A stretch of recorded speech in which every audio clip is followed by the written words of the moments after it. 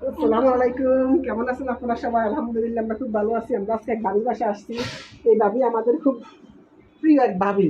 ওই ঈদ ঈদ গেছে তো, ঈদ যাওয়ার পর আর আসতে পারিনি, আজকে আসছি আমি আর আমার দেখেন ভাবির বাসা দেখেন কত সুন্দর।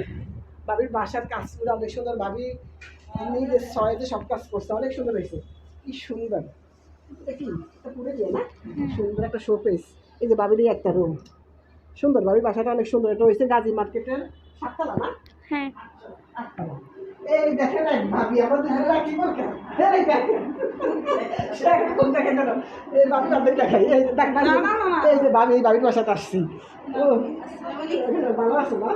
ভিডিও করে দেখ। না ভাবি খালি রান্না করছে, গরুর মাংস আলু করছে, ভাবি সবজি বানাইছে, ভাবি আনারস কাছে, ভাবির সাদের আনারস, ভাবির সাদের কাঁঠাল দেখছেন কত সুন্দর হয়েছে। ভাবির সাদের কাঁঠাল এক এক করে সেই অনেক সুন্দর।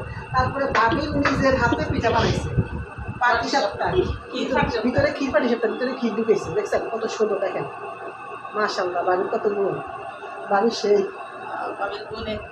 দেখেন অনেক পিঠা, দেখছেন কত সুন্দর। প্রত্যেকটা পিঠা একই সাইজের, অনেক সুন্দর, অনেক সুন্দর আয়োজন করতে পারি।